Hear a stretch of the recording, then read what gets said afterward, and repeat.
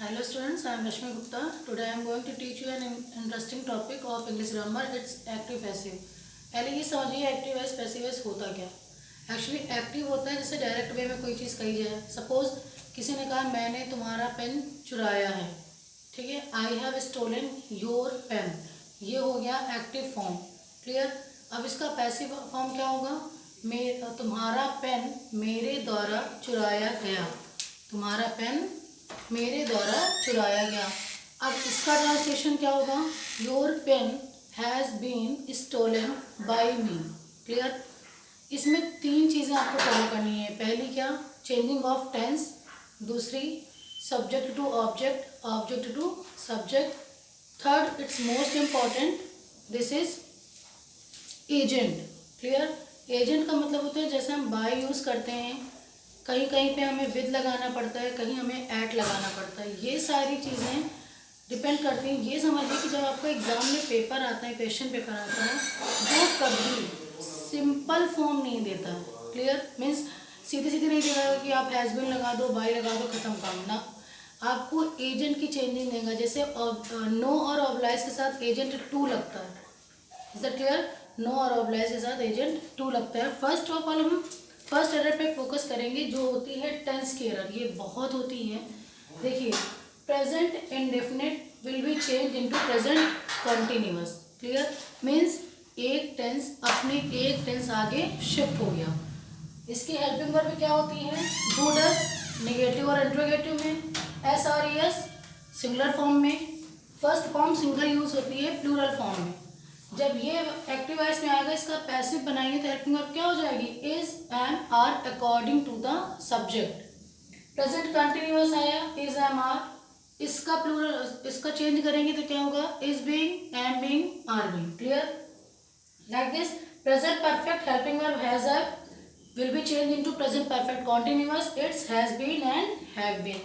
Now present perfect continuous has been, have been, no change.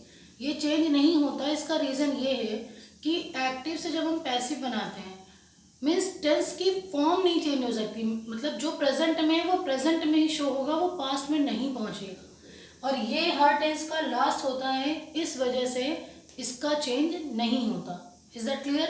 अब आपको पढ़ना है सिंपल से निगेटिव और निगेटिव से simple.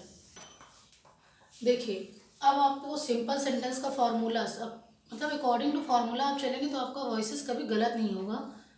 Object as subject first of all use करना है। देन हेल्पिंग वर्ब, जैसा कि मैंने भी टेंस का चेंज बताया। Verbs third form. ये याद रखिए कि वॉइसेस में from first rule to last हमेशा वर्ब की थर्ड फॉर्म ही यूज़ होगी। ठीक। Then adjective phrase. अब ये सोचिए ये क्या होता है, एक्चुअली जब किसी पर्सन का कोई प्लेस डिसाइड हो, means in the class, on the road, ये सब एडजेक्टिव फ्रेज होते हैं और ये कोई इफेक्ट नहीं डालते वॉइस के चेंज होने पे। क्लियर। Then agent. एजेंट होता है जैसे कभी आपने बाय लगा दिया, कभी आपको टू लगाना पड़ा, कभी आपको एट लगाना पड़ा, ये होता है बाय, टू, एट, विद। ठीक। Then subject as object use होगा। मीन्स जो सब्जेक्ट फॉर्म में होगा, जब वो लास्ट में आएगा तो किस फॉर्म में आएगा, ऑब्जेक्ट। अब देखिए, subjective case, objective case, then possessive case. I subjective case है, इसका ऑब्जेक्टिव क्या होगा, me, possessive my. Same here, we का us, then our, you, your, he का ऑब्जेक्टिव केस होगा हिम, इसका पॉजेसिव केस होता है हिज। मतलब जब हिम आएगा तब ये ही में चेंज होगा, और अगर ही दिया है तो ऑब्जेक्टिव केस क्या बनेगा, हिम। कुछ एग्जाम्पल देखिए, डाउट सारे क्लियर होते हैं आपके। देखिए, जैसे लिखा हो, ही नोज मी। क्लियर। अब सबसे पहले अगर आपको वॉइसेस बिल्कुल नहीं आते तो आप सबको नॉमिनेट कर दीजिए। ही आपका क्या है, सब्जेक्ट, नोज क्या है, वर्ब, बट इसमें हेल्पिंग वर्ब इंक्लूड है, जिससे आप आइडेंटिफाई कर सकते हैं कि ये प्रेजेंट इंडेफिनिट से बिलोंग करता है। देन ये क्या है, मी, ये आपका ऑब्जेक्ट है।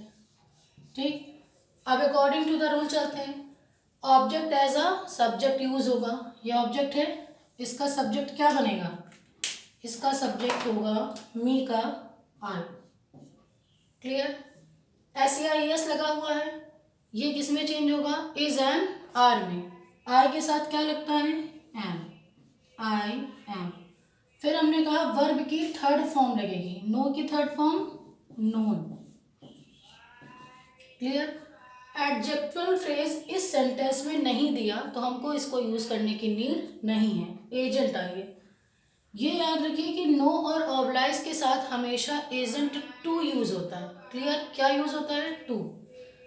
आई एम नोन टू। इसके बाद सब्जेक्ट एज ऑब्जेक्ट, इसमें सब्जेक्ट ही दिया है, इसका ऑब्जेक्ट क्या हो जाएगा? Him. Is that clear? Now any doubt?